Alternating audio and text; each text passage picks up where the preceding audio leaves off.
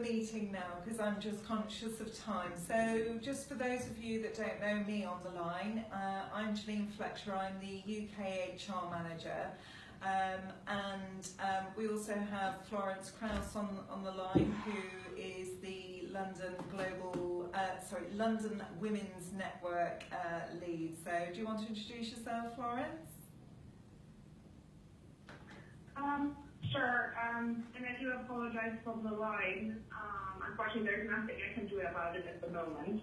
But I'm Florence Krause, and I'm a global project manager for 2 Pillars.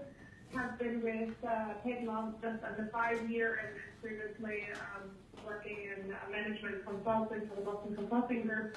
And I look forward to hearing more about Gifty, yourself, your thoughts.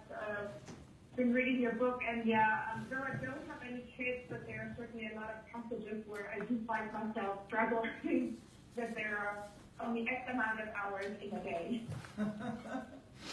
So as I put on source, what we'll do with Gifty is we'll kind of do, I think Gifty put it brilliantly in terms of a fireside chat. So I've got some questions that I'm going to ask Gifty. I don't know if anybody else has had the opportunity to purchase the book. There is books over there at the back, so if people do want to purchase at the end and get their book signed by Gifty, then feel free. And basically, I think what resonated with me as I put on source is that, Gifty actually knows Sade, who works as a contractor on the Prime project. So it's thanks to Sade who introduced us to Gifty. And we were talking, I think there'll be a few of us in the room that were in the initial meeting for the London network that talked about we'd really like to have external speakers, etc. So this was a great opportunity to have Gifty come in. So many thanks for coming in, Gifty. I really appreciate it. Thanks for having me. And the book is kind of, I guess the focus is on women, working mothers, trying to balance their health, their work, their family, etc. And as I put on source, as somebody who's not a mother, it totally resonated with me. There's some really great tips in the book. So I thoroughly recommend people purchasing the book, or certainly have a look through, because it really is a great read, and it's quite entertaining in places as well. So I've got some questions, and then I know Florence will have a couple of questions, and then if anybody else has got questions, then please feel free to join in. So first of all, Gifty, can you just give us a little bit of potted history about you, your background, your family, etc., just to give us some background of who you are? Yes, and thanks for having me, by the way. And what I'm doing is going around lots of corporate women's network and speaking to them, and it's just because I've been there.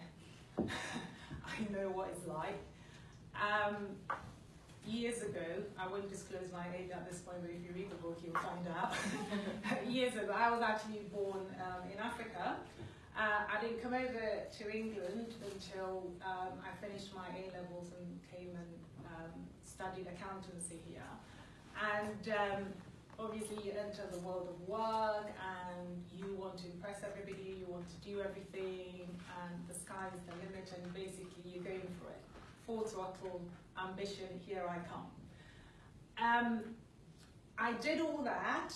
I did the studying, I worked all the hours God sent, and somewhere along the line, I did the consulting and everything, somewhere along the line, I went off and had children, and then came back into the workplace, and then, another set of challenges, and went on, and then I decided to dabble in the world of business. So you have the corporate world, I have my own sports events management company as well. And as if life is not bad enough or life is not complicated enough, I decided to write a book. So there you are, you have consulting, sports management, write a book, children, husband, and 2 dogs. Not in any particular order, by the way.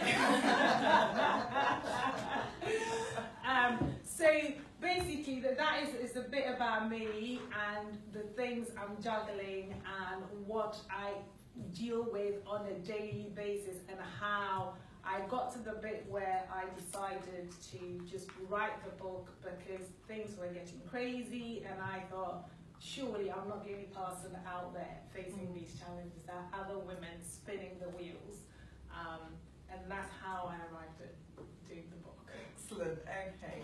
And what was your experience like before you kind of started taking care of yourself? Oh my God.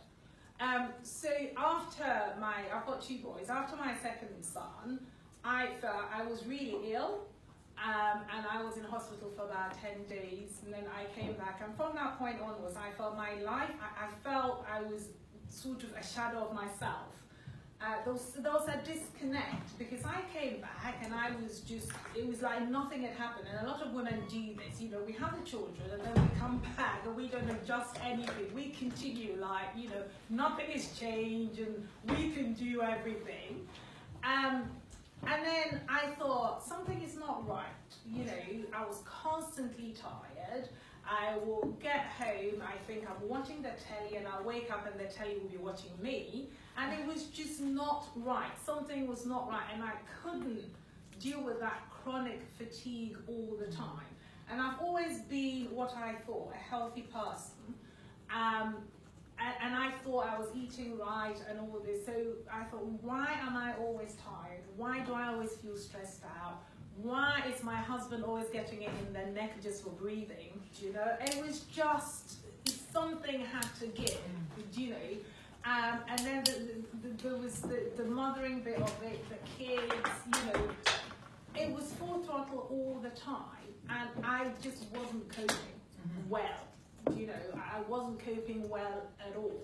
And because I wasn't coping well, and I wasn't going to admit that to myself, and the last thing I was going to do, my body decided to just give me a red alert, just to tell me, you can't go on like this. You know, something has got to be, you've got to be more efficient.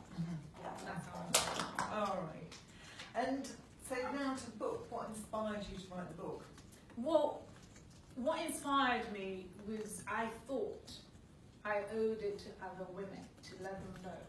Because at some point, we all feel like a failure. We feel we're not hitting the mark. We think other people have got it all sorted out, and we're the ones just literally, I don't know, chasing our tails, there's something wrong with us. And I thought I owed it to other women, particularly younger women, you know, for them to know that there are other choices. You can do it in a different way without your health having to, you know, be sacrificed, you know, in the process. And because I'd come at it the hard way and I'd learned my lessons the hard way, I thought for younger women as well, if they got this information in their hands and they manage their health and their lifestyle earlier, and they had these tips, it would stop them from standing at Harley Street one day staring at a consultant. Yeah, okay, all right. So tell us about the title. Why did you come up with that title? So when I was writing the book, brainstorming titles, oh God, what am I going to call it? You know, how to not spin your wheels, how to spin your wheels, whatever. And then my husband said, Octopus on a Treadmill. So I'll give him the credit, it wasn't me. He came up with it, Octopus on a Treadmill. And in the moment he said it, I knew it, because there we are, we're doing the 8-arm thing, you know, spinning this, that. And we don't have the luxury of even standing still to do that spinning. We have to do it on the run, do you know? And I thought Octopus on the Treadmill just captured it. And everywhere I've been, all the talks I've done, women just get it. They just know exactly what we're talking about. Yeah, absolutely.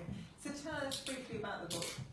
So the book, and there's a lot of me in there as well, about my journey, how I got there, my health crisis, and then how I decided to take control and manage things in a different way. And when I was speaking to Joanna Lumley about this, what she's saying is that this is the book she wished she had when she started out, you know. And I think if you speak to a lot of older women, that is what they would say. It's just some of the things in there are just so basic, so simple. It's just we don't know. We don't understand, and now the science is coming out to back these things, as in things, just the lifestyle things we need to manage. So, for those of you that haven't got the book, I had 14 symptoms I was tracking on a spreadsheet. So this is the accountant and me coming out. And I was tracking them every month with a RAG status, so you corporatize, you'll get that. I had my red, amber, green, and every month it's like, I look at it and I'll see, you know, what is going on, am I red, am I green, all right? To be able to see where I'm going. And when I started tracking it, I thought, oh my God, you know, the reds were just mind-blowing. When it's in your head, you don't see it. When you put it down on paper, you think, I can't go on like this, do you know? So when I started tracking it, I thought, okay, let's change that. And the lifestyle changes you can do, like my chronic tiredness and stuff like that, there was a medical reason there, of course, but even before I got to the medical reason, there were lifestyle changes, tweaks I could have done to minimize, if you like, the effect of what I was going through, you know. And when I was being pointed at surgery and I was headed for surgery, when I took these lifestyle changes and I made those changes, and they're cheaper, by the way, even though we have NHS, it is still, in the long run, it's cheaper. I was able to, literally, I would say 90% of it, manage 90% of it, you know. And again, these things, I think people need to know this information just so they can take control, manage their lives better. And in the book, I go through diet, I go through exercise, I go through your mental, what you should be thinking and how you need to manage your thoughts. And dare I say, I do touch on the spiritual. And spiritual is just philosophy, by the end, nothing to do with God. It's just philosophy, what philosophy you set for yourself, and that manages your thoughts. So I got this chart in the book, you know, those of you that did economics, you will know about Maslow's pyramid of needs, where you start from the physical and then you get to self-actualization. I flipped that round and I have sort of got an upside down pyramid, but basically what I'm talking about is set your philosophy, and your philosophy will then, because that's your thoughts, and then it affects how you feel, because your thoughts affect your emotions, and that will affect your physical as well, because nobody wants to get up in the morning and go exercise. I'm one of those. I don't want to do it. I don't want to do it. And one of those things, I didn't do it because as far as I was concerned, I didn't have a weight problem. Why bother? I didn't understand. It affected my sleep. It affected my digestion. It affected my stress levels. I didn't understand that. And as you get older, as an older woman, it affects your bone density, right? But once I started understanding these things, suddenly when I'm getting up to go exercise, when I'm going for that yoga class, it's not a chore, because I know it's keeping me from the doctor's chair.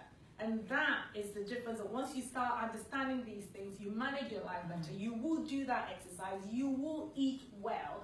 You will eat healthily. And you do that, when you eat healthily, you normalize your body weight. So you don't have to go on a diet. It's not necessary. You just have to eat for health, and your weight will take care of itself. But those are the sorts of things I go into in the book.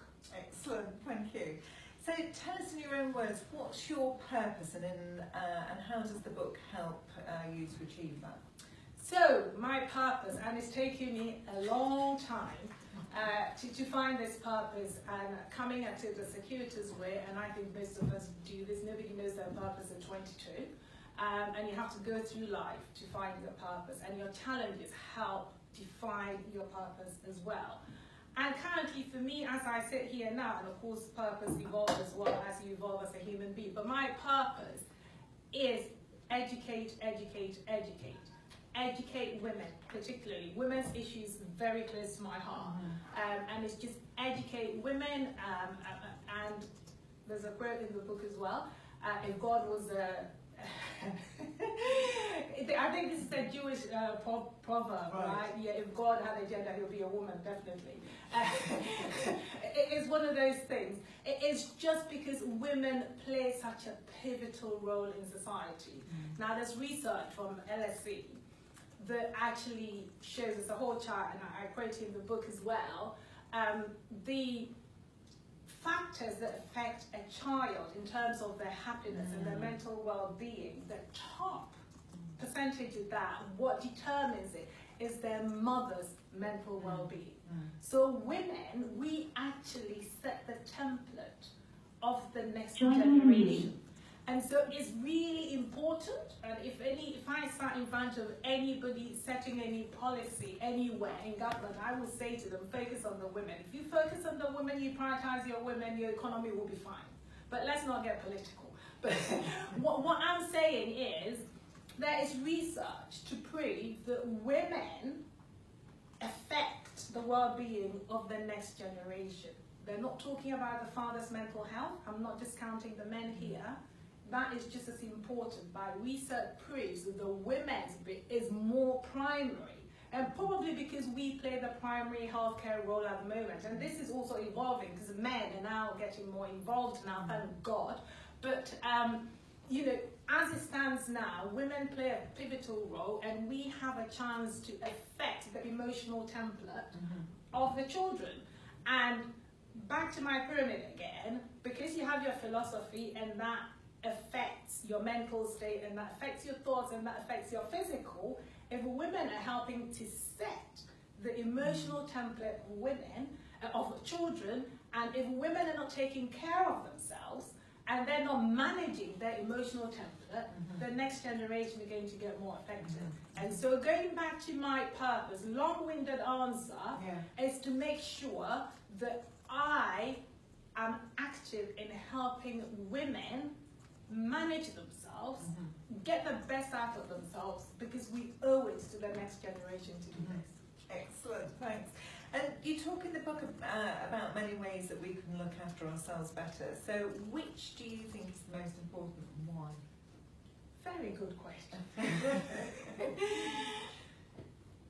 And a lot of people might not like this answer. I think the most important is what you're thinking. What you think is the most important, and what you think is affected by your life's philosophy. So you need to set the philosophy right. If you get that right, all the other things will take care of themselves. You know, you will naturally.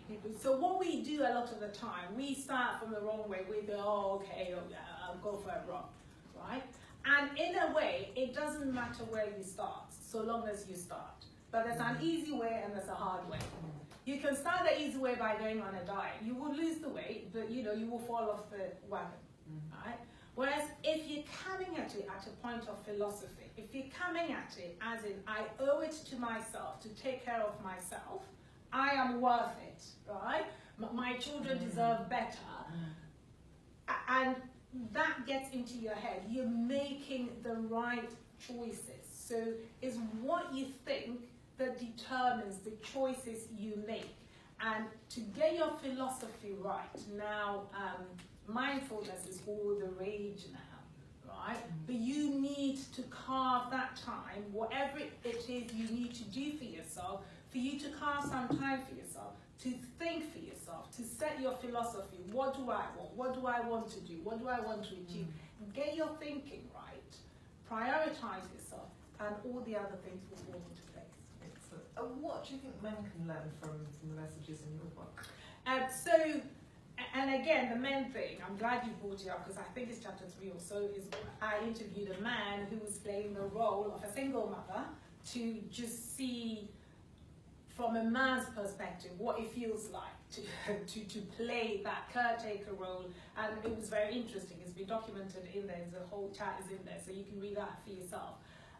But what men can learn for themselves, and again, this is an old adage, you know, happy wife, happy life, happy partner, happy life. Because the woman is playing such a pivotal role, if the men understand what it takes to take care of the woman, they will be happy to. And I also say this, if the woman is unhappy, men pay for it in all sorts of ways. so it is in their interest, it really is in their interest to make sure that the woman is well supported. And I also say this, there is no such thing as a women's issue because it affects men in the long run. Yeah, okay. And what's the legacy that you want to create from the book? Legacy is a grand word. But for me, if women read this book, and it's already, I'm getting that feedback, and I'm very grateful as people are saying, oh my God, this chapter, it made all the difference. I'm eating differently now. Now I think about exercising a different way. Now, I'm meditating or whatever it is they're doing, right? So the legacy for me is that I made looking after yourself accessible to women. So they understood it. I broke it down, and if you've seen somebody, and in here you can see how I've done it. I am no superwoman.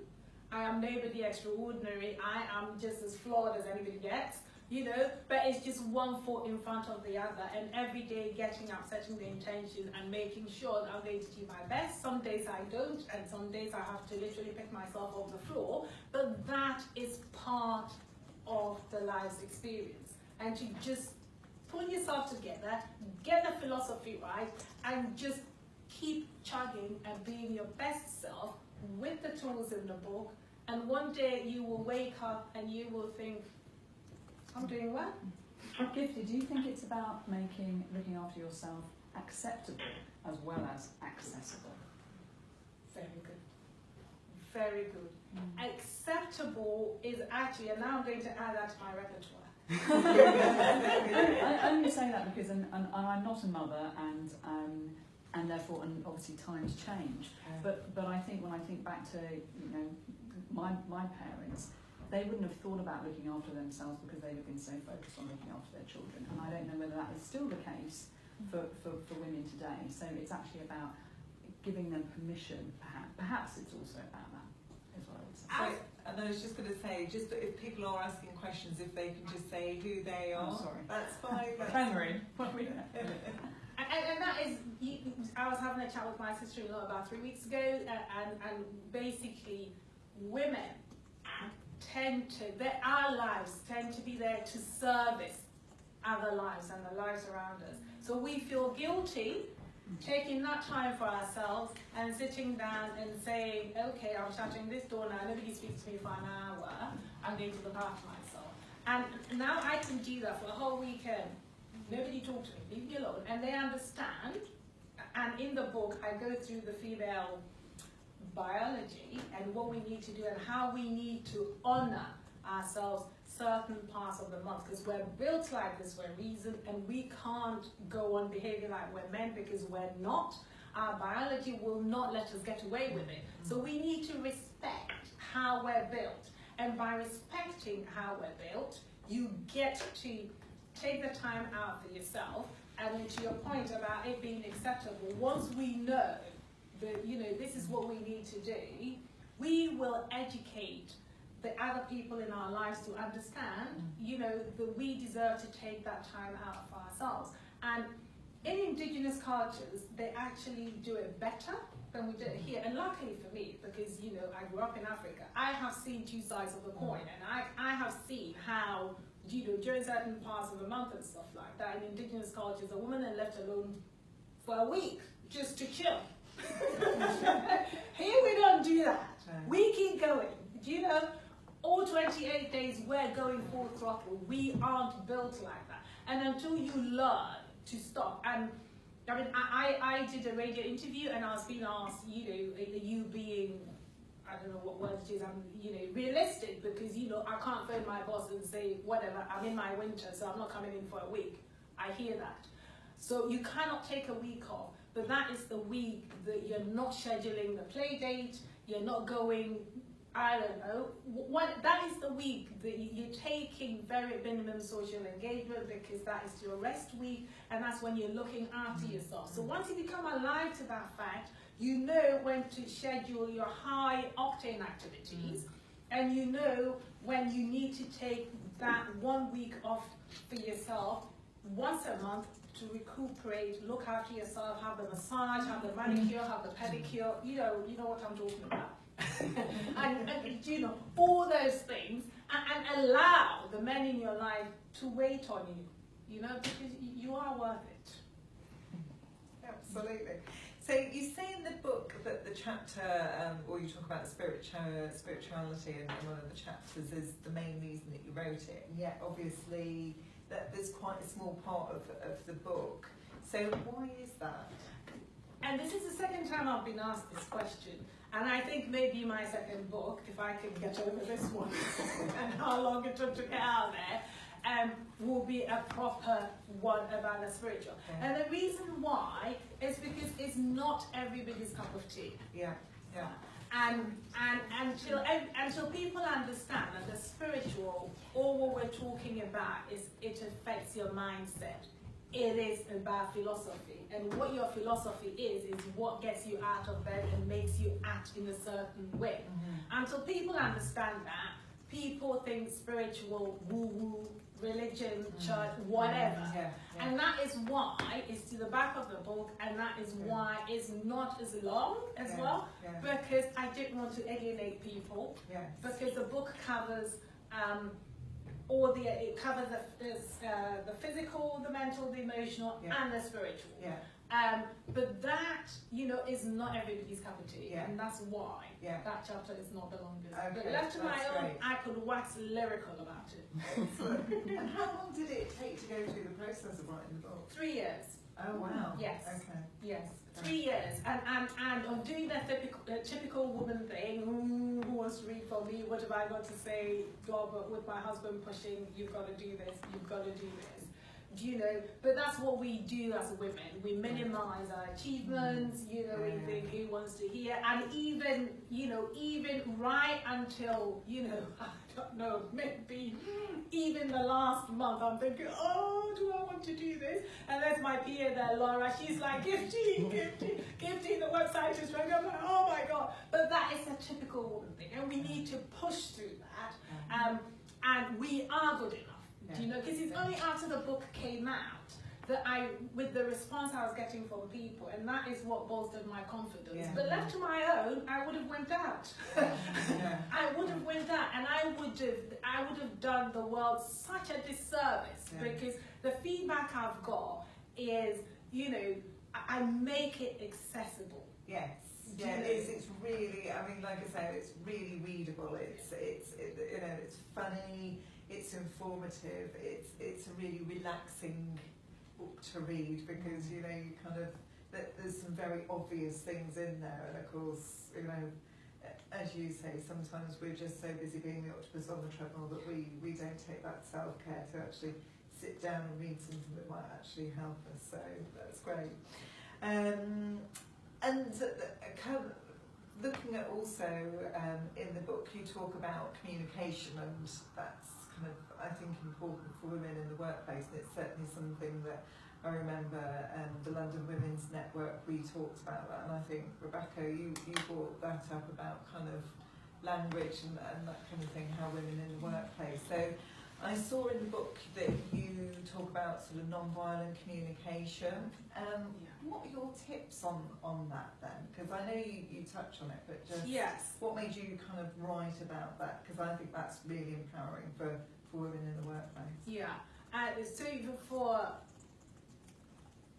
as you get older, you find better ways of communicating. And a lot of us sit on stuff. We don't communicate as we go along because we don't have the tools, we don't have the words, we don't have the language, we don't know how to get it out there. So what we just do is just sit on it, and one day it just explodes. And it comes out the wrong way, and then all they hear is anger rather than what you're trying to say.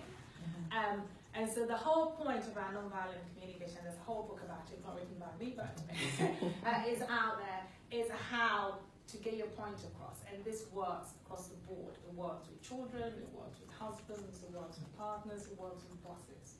It's just stating the fact, what it is that's happened, and how that made you feel. So,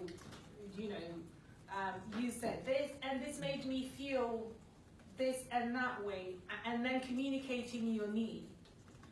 And a lot of us are not good at communicating our needs. So I need to feel safe, I need to feel secure, I need to feel valued, I need to whatever, right? So you said this, it made me feel this way. It made me feel not valued, it made me feel insecure. And there is a need in me that needs to be met, and the need is blah, blah, blah. So I need you in the future, could you please do blah, blah, blah.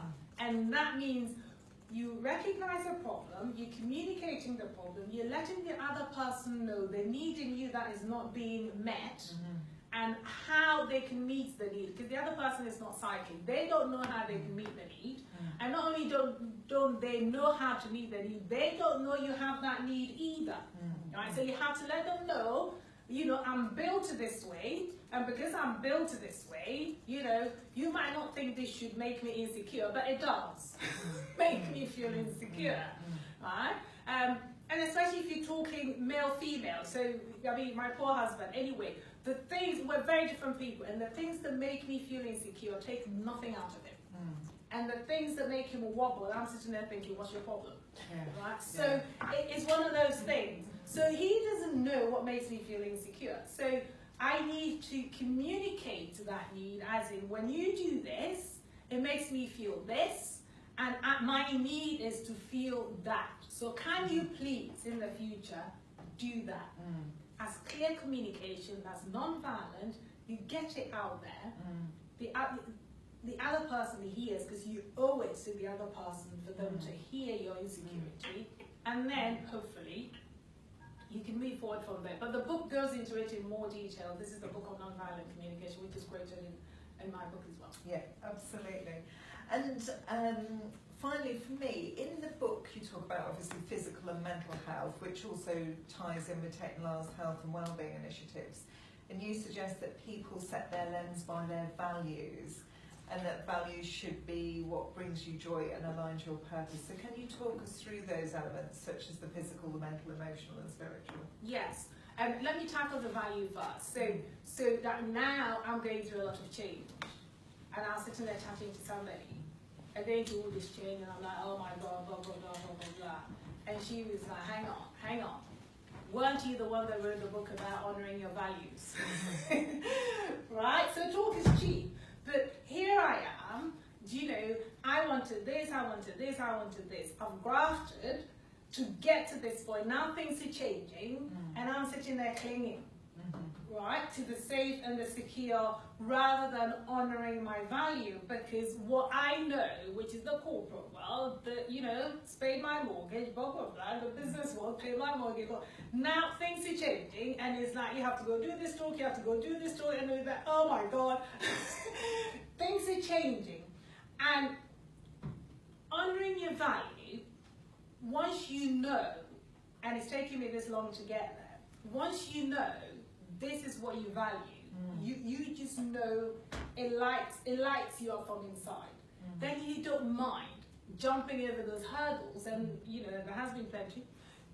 The hurdles you need to jump to achieve that value. And once you need to know that, so now I know I have got a purpose, I am serving a purpose. I'm not just there adding something to somebody's bottom line and just being incognito somewhere. Just by doing that, I know I owe it to myself to look after myself. And so now I make the choices I make from a different place. I make the choices I make, even though they're hard, and this is what I've realized, no matter, it doesn't matter what happens, it's what you think about what happens that matters. So it doesn't matter what you have to do, no matter how hard it is, it's what you think about what you have to do that matters. Because sometimes you think, oh my God, how could they do that? And I mean, my life now, thank God, I know how to balance my life, because I've got a lot going on. And I know sooner or later something has got to give. As in, you know, I have to let go of one of my many pies that I put my finger in. But if I don't set my template, if I don't reset aligned with my values, then I will not be able to look after myself. And now I can sustain this level of high octane because I eat well, I exercise, I honor my sleep, I do my 8 hours, you know, whenever I can. Yes, sometimes it has to be 5 hours because you're going to catch a flight, but when you get to the other side, whenever you get a chance, you self-correct. Right? So once you know this is what you're supposed to do, basically you're exercising, you're eating well, and getting enough hydration. That was my big thing. Water, why would I? Getting enough hydration, eating, you know, whole foods as close to nature as you can, right? And doing that and getting your rest, managing your stress, and I'll mention that again, managing your stress. And this is where the mindfulness comes in. You know, so once you know that and you're eating well, and this is where the Tate and Lyle philosophy is fantastic, because you know, if you know what you have to do, if you know what you have to eat, you would go to, I don't know, Marks and Spencer, wherever it is, and you would choose. It's the same array of stuff, but your choices will be different. Do you know? And that is what is going to help you sort of balance and sustain everything. I hope I answered your question. No, that's great. Yeah, thank you. So Florence, I know you have some questions.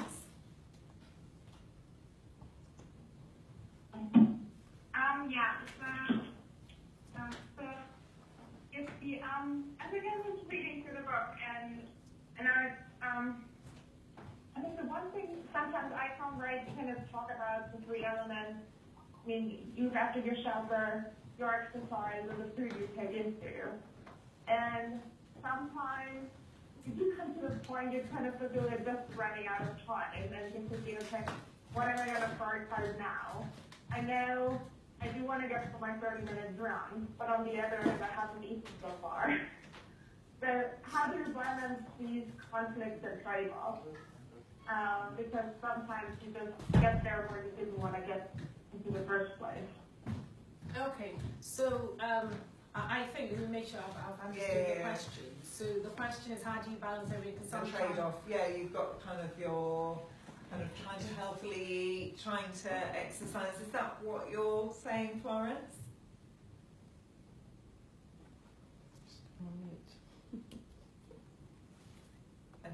Florence, are you still there?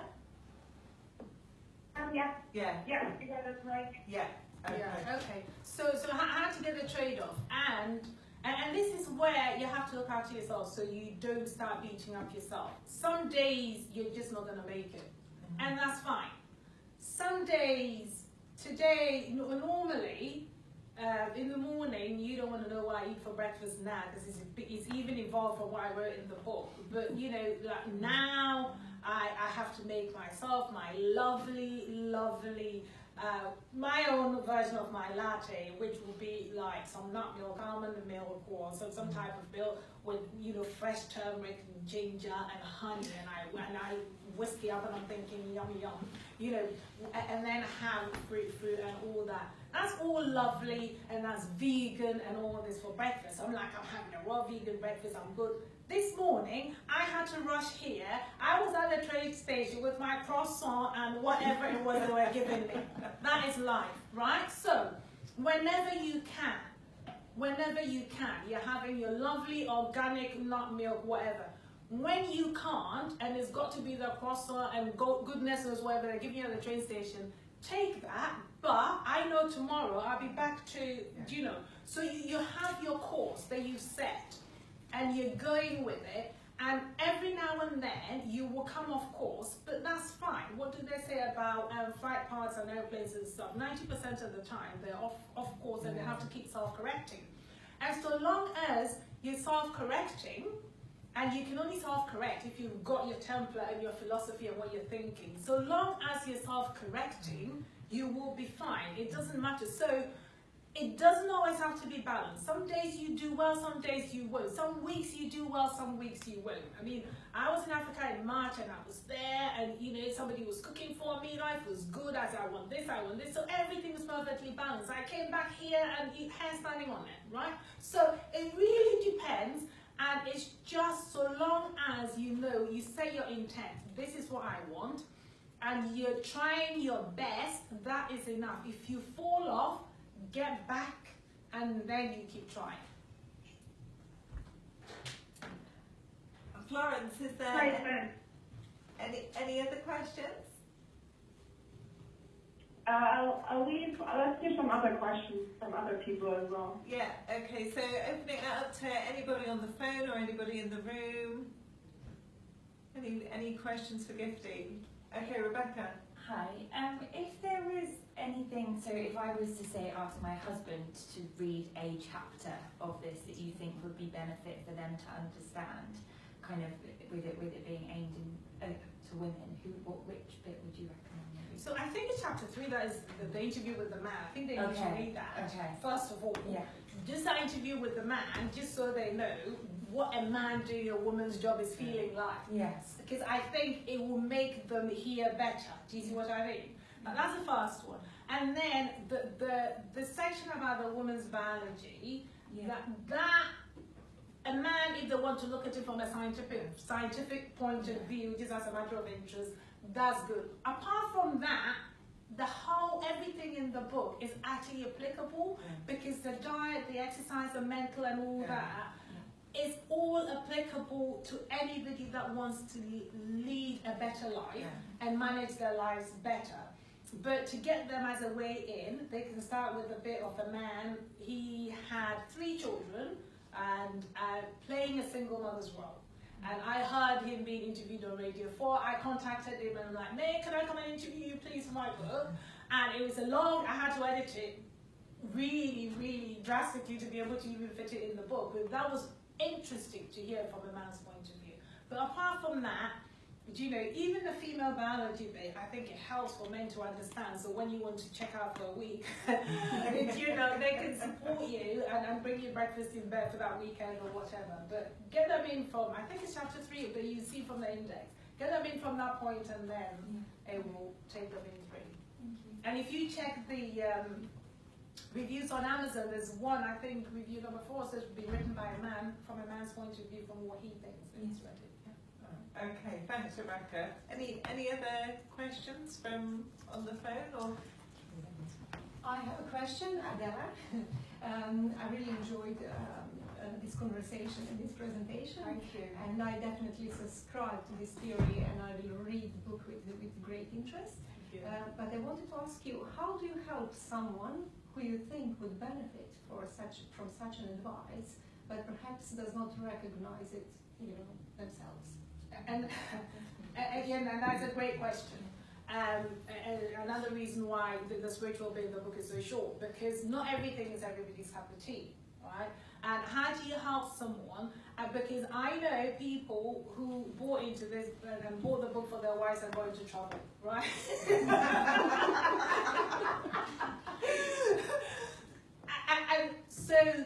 and that is just a general question about life. You can't help somebody who doesn't want to help themselves. That is a general question. You know, if they don't want to help themselves, you can get the book for them and it will just sit there and gather dust. But if people see you making a change in your life and they see how that change is working for you, then they're interested. Do you see what I mean? So if you walk in the talk and leading by example, then sometimes you don't even, they will ask you. Yeah. And then once they're asking you, there's an opening and you're like, I haven't got time, here's the book. But they have to be open. Yeah, they have to be open. I think that's like in anything, isn't it? You know, whether you're at work and whether you're kind of looking to develop, whether if you're not open to kind of helping yourself to get there, then it's got to start with yourself. So really good question. And with the right coach. Yes, absolutely. Yes. Any other questions maybe from somebody on the phone?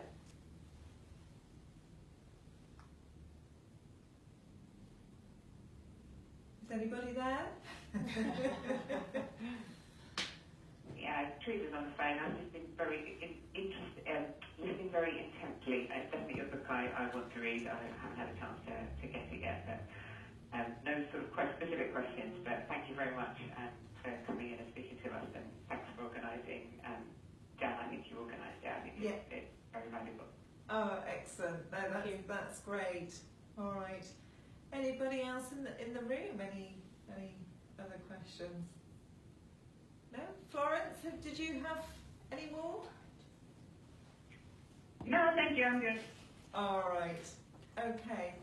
All right. Well, thanks ever so much for joining the call, and we'll look forward to the next event. And thank you very much, Gifty, for coming in as well, I should add. Thanks guys for having me. I'm very, very grateful that I get the chance and the opportunity to go around and talk to other women in my position. If you want any more information, giftyenright.com. All the information is there, and you can get the book as well. Yeah. So I write a blog as well, which is just about women and how, and my blog is just, I think it's now coming out twice a week, about just how I'm struggling and juggling. The last one was about my holiday. So yeah, just see it, and yeah, thank you. Excellent. Thank you. Thanks everybody. Thank you. Bye.